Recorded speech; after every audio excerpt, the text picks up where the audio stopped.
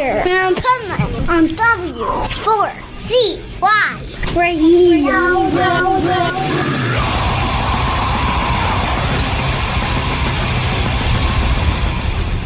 Wake up, America! It's time for the Adventures of Pipeman on W4CY.com, West Palm Beach's #1 internet radio station. Here's your host, the Pipeman.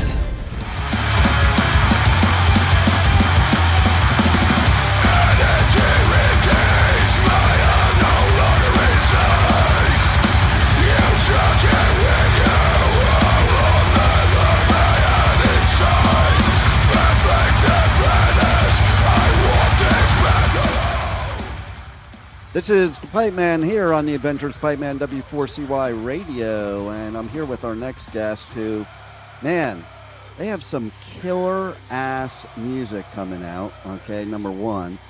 Number two, I have to say right off the bat that I love something that I read that Kerrang said about them and described them in 2019 as a grind, sludge, molotov cocktail. Like, that is the best explanation ever. So let's welcome to the show Jim from Mastiff. How are you? Hi, I'm all right. Are you? I'm good. Cool. I think I'm a little better than you though, because I'm in Costa Rica right now, and from what I know, my weather is a lot better than yours right now. Yeah, probably about 364 days a year. I know, right? So I go out there to cover download and bloodstock, and when I go, and I think it's just going to be summer. It's going to be great. And then I'm like, what the fuck? How is it this cold in the middle of summer? It's like bipolar. Like, I'll be doing interviews, and in between interviews, I'm putting the hoodie on, taking the hoodie off, because like one interview it's hot, one interview it's cold. Although a couple of years ago at Bloodstock, it was not cold at all. Oh man, no, it was pretty brutal. Yeah, that was the year we played, and it was brutal. Yeah, but you guys were brutal there, because I caught your set at Bloodstock then.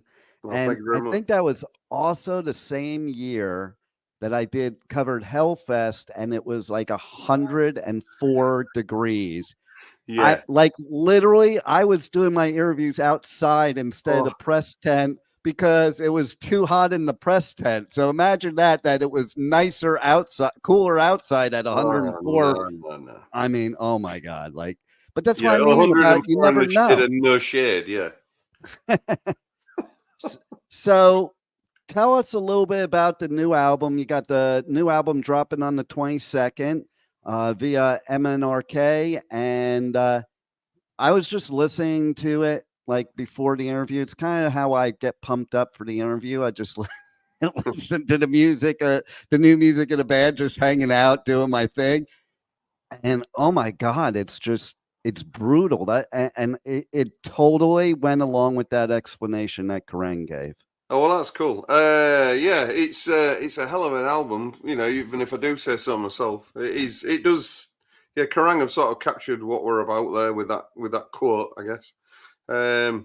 Yeah, we haven't deviated massively from previous releases, although this one does feel a little bit more hardcore, I think. There you go. Well, and I love that you do kind of like blend genres, because, we're both kind of old school, and old school, you couldn't do that crap. And I always thought it was stupid when I was young. I'm like, isn't a musician just supposed to experiment, not like just go by stupid rules? Oh, exactly. Yeah, totally. We do fall between a lot of cracks, or we peak between a lot of mountains, or I don't know. Anyway, we are between quite a lot of genres, I think. Not through any, we're not trying to be. We are, we're lucky enough to be 5 older blokes, like you say, who have got a lot of influences over the years. And we all try and, pump them out as quick as we can, or, as much as we can between us. So it's a little bit of a to-ing and fro-ing at, towards what style we would be on each song, I guess, on each track. Yeah. So we do try to cover, not try to cover all bases, but we do cover a lot of bases. You know, and I was thinking about it while you were talking, okay? And so people from our generation got exposed to like so many different levels heading into metal, opposed to I think the younger generation today, we created what they have right now. So there was no like black metal at first. There was no death metal at first. There was not, there wasn't even like I'm an old school thrash metalhead. There was no thrash. I was at Metallica's first show ever, and they were considered power metal because there was no such word as thrash metal. And so, Yeah, so yeah. I Well, that's some claims to fame. That start with, let alone be, yeah. right. Yeah, I guess, yeah, the thrash metal thing. Yeah, well, all genres. I mean, I guess it all leads back to your Black Sabbaths and then your Judas e- Priests and stuff like Exactly. that. So, yeah, yeah. I mean, it's all, but it is all irrelevant when metal's metal at the end of the day, innit? Whether I it agree. fits some box or it don't fit some box, who cares? We're not tied to any genre, like you said. We try to be.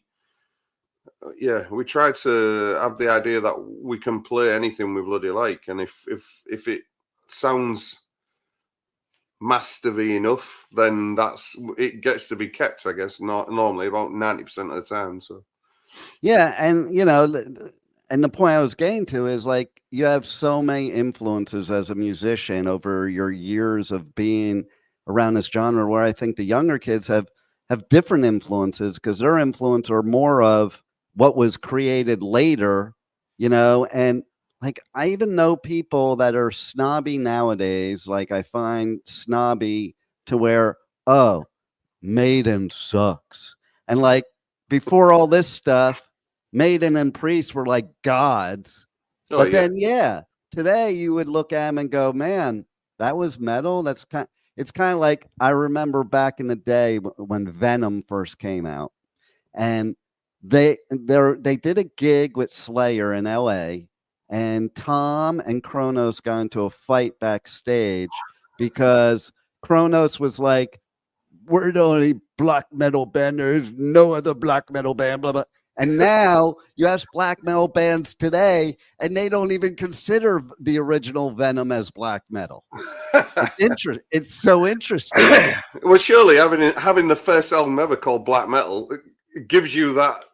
Hang on, Right? we've signed, sealed, and delivered this one. So Exactly.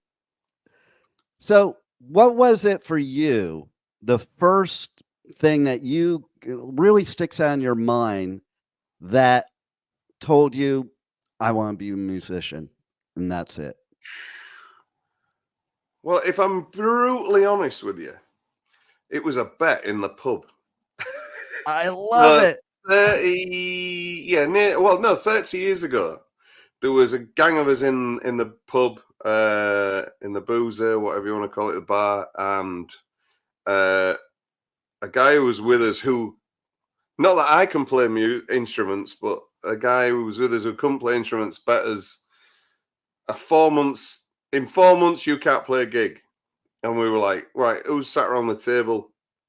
There was a drummer, luckily, a very loose bassist, a guitarist, obviously, and then there was two singers, or two mates who wanted to be singers, which obviously I was one of them, and my pal Chris at the time. And we were like, okay, red rag to a bull to most of us. And 4 months later, we were playing our first gig. Not Mastiff. It's not Mastiff, but it was, it was the leading into a 30-year, I wouldn't call it career, but a hobby, a 30-year hobby. I know, right? Like, isn't it cool though that your hobby can be your career? Like, that's the way it should be. Yeah, yeah, it's just fun, Christ, how many people get to sort of do this shit and get away with doing whatever doing gigs, and other people suddenly buying into it and going, oh, okay, yeah, you're all right, I don't mind you. It is. And there's so much competition nowadays that when you're a band like you that can still stick out with new music today, that impresses me because there's so much out there. It's not like the tape trading days. Okay. Like Oh there's yeah. millions of songs that anybody can listen to at their fingertips. Like me, like you probably, I had to actually buy an album to know what it even sounded like. Oh God, yeah, yeah. And luckily, it's come back round. I guess for Yeah. physical copies. I love buying vinyl when and as I can afford it. But yeah, it's I'm surrounded by the stuff at the moment. So yeah, but don't tell the wife too much. Oh, I love that. And I love that you brought that up too, because people think of musicians and they have this idea in their mind. And really, a lot of them are family people, married, have kids. And like, just because you are who you are on stage doesn't mean people know what you are off stage. And, Oh and I God. think you want to get away from that, like, especially if you're touring. Okay. So when you go home, I don't think you want to be in tour mode. You want to be in, home Well, you recuperating, cannot. chill mode. Yeah, you can't live in rock and roll mode. Sorry, I keep doing this, but you can't live in rock and roll mode all the time. It's got to, normality is normality, and the majority of musicians or singers like myself, we don't. No, it's just a normal life, and then for however long you're touring, you get to go into tour mode. So yeah, Totally. I'd rather be that way. I think. It Yeah, keeps it keeps the reality, it keeps a reality check on yourself as well. So no doubt. And listen, let's call it what it is. When you're getting up on stage, you're entertaining. You're a performer. You know, even in radio, like I have so many funny stories of people that have known me my whole life, and they listen to my radio show, and not the serious part, because there's like the shock jock part too. And they're like, "What the fuck happened to you?" And I'm like, "I'm just playing a role on the radio, man." It's like, even, my radio name is Pipe Man, but that's not my name in real life. But like, it's so funny. People walk up to me and they're like, "Hey, what's up, Pipe Man?" And then, like, if they meet Dean, which is my real name, like, they're kind of confused because they're expecting Pipe Man. yeah, well, yeah, we've got a similar thing here in the UK. My real name's Jim, but I'm more known to most people as Knobhead.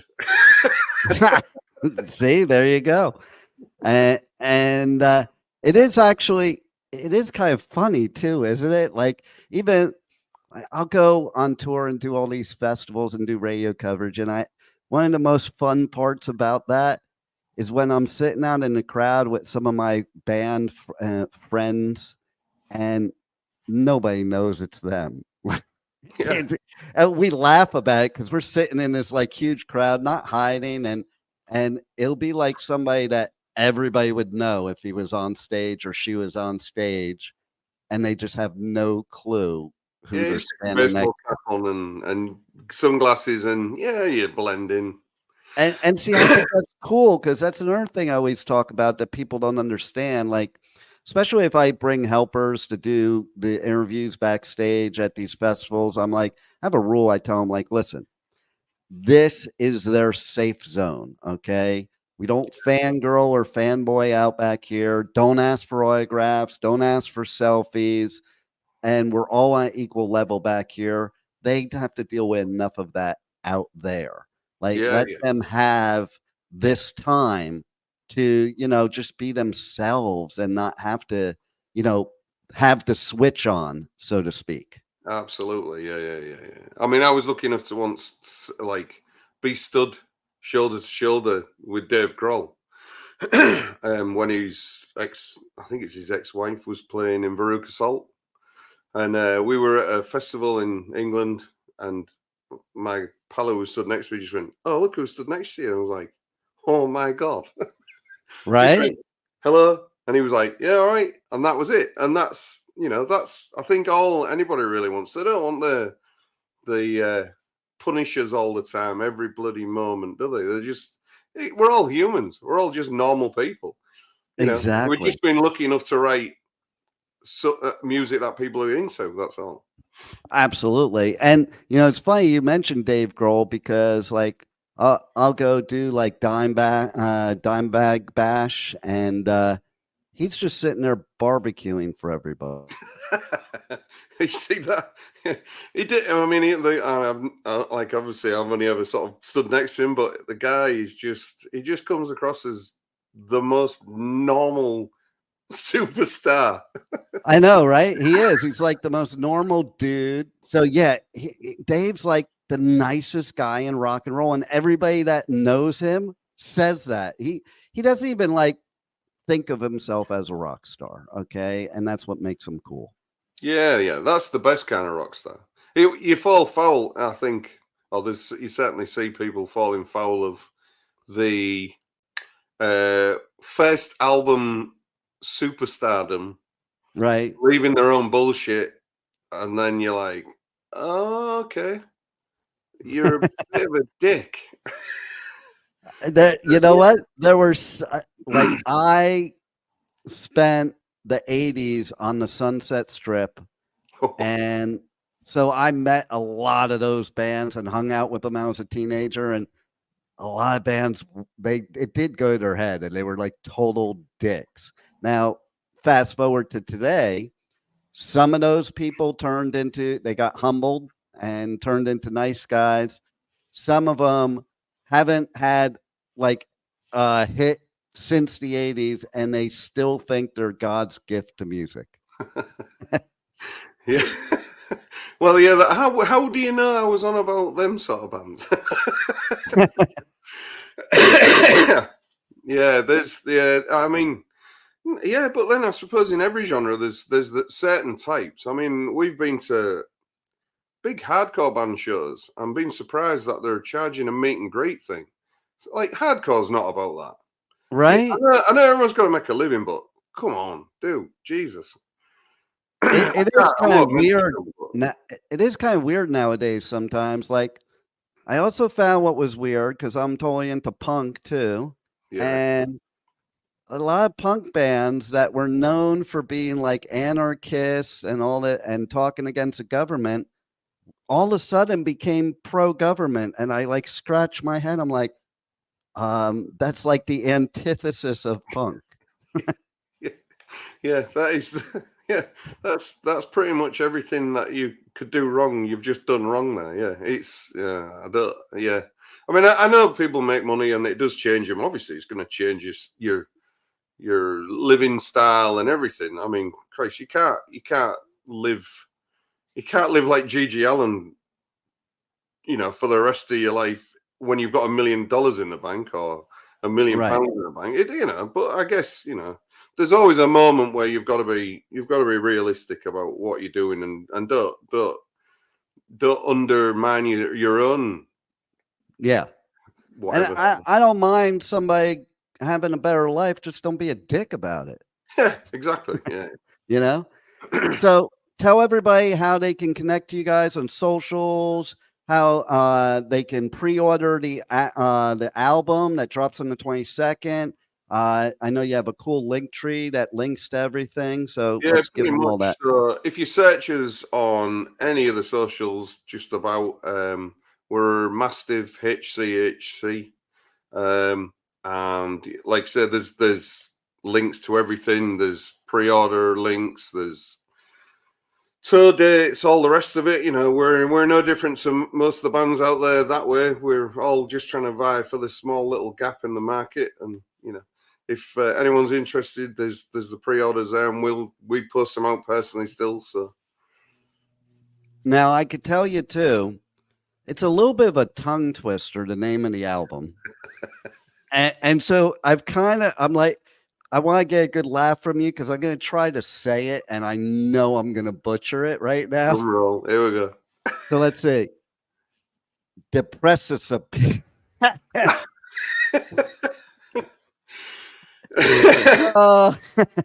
Right, just go basic. It's Deprecipice. Oh, well, there you go. I was trying to go there too, and then I just lost it in the middle. One too many letters, I believe. I know, right? It's definitely. But you're not the first, and I'm sure you won't be the last. You guys should do like a contest for like a free ticket to one of your shows for who can say that 10 times fast without screwing it up. That's a good contest, yeah. In fact, you know what I'm going to do? My live show is tomorrow, and then I'm giving away tickets to Aftershock that just announced their lineup last week. I think that's going to be the contest for Do it. to You've win. got my okay on that. You've got our okay on that. Okay, I'm going to do that. That's going to be so bad. I'd love that. Yeah. Oh man! You might not be able to give the ticket away. I don't. I'll bet you nobody will be able to do it. That'll be great. I might ring in and sweep the board here. You know what I could do? I could send you a link, the same like we're doing here. I could send you the link, and you can come. We could set a time for you to come on, and I'll do that. and we can do the contest. It would be so funny. I'd do that. Yeah, cool. That'd be cool. Yeah, no problem. All right. Well, after the interview, we'll talk about it. I'll give you all the deets. Cool. Right. The last thing I want to say is I just absolutely love your slogan. Okay. And I'm going to say I'm a very motivational, positive person that loves your slogan.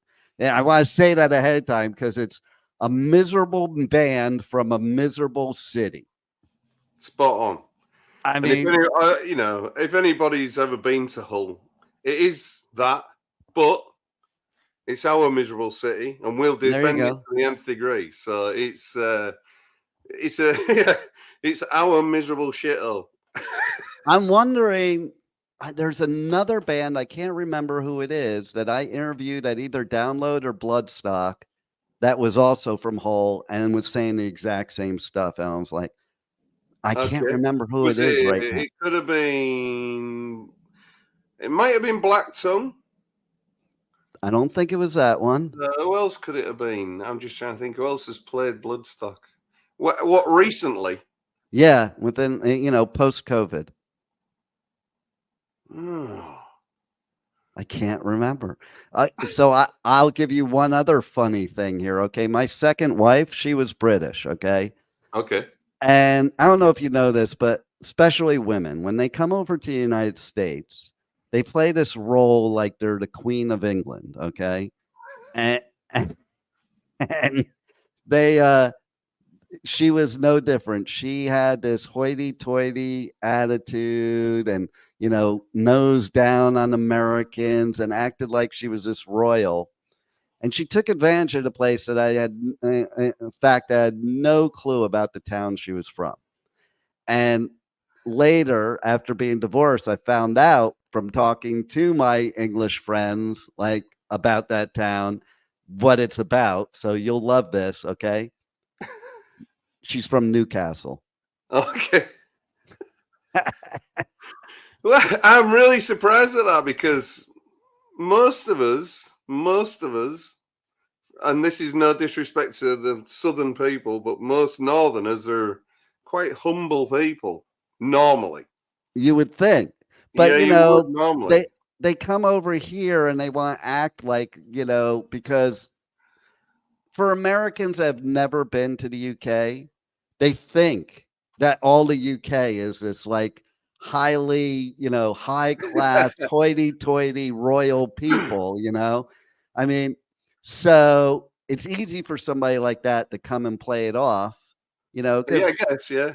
Otherwise, you're not going to sink the man you want to get by acting like white trash. Oh, maybe you would.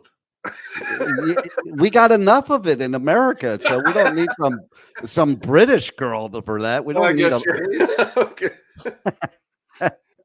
Oh man, good stuff. I love it. I love your new music. It's badass. And you guys are also going to be on tour in the UK and I think some other European countries. You're playing a festival in Poland, I believe. And we've got to see what's available and what's out there and what have you. As we said earlier, there's so many bands out at the moment who are just blowing my mind with what they're putting out. So good stuff. So we're hoping once the album's out and a few more promoters have heard it, then we'll see what doors are open for us. All right. Well, cool. I love it. And I hope I get to see you guys again. Maybe I have festival in the US too. That would be cool. That would be the dream. That would be the dream. Let's make that happen. See, that'll be part of making it happen. When you come into my show tomorrow and we're talking about one of the U.S. festivals and I'm running a contest for that, then I'm going to call out Danny Wimmer and say he's got to put you on one or more of the festivals in 2025. I will quite happily talk to the man about that. There you go. I love it. Well, thanks a lot for giving us great music, and thanks for being on the Adventures of Pipeman. Thank you for having me, dude. It's been a pleasure. Thanks again. Thank you for listening to the Adventures of Pipeman on W4CY Radio.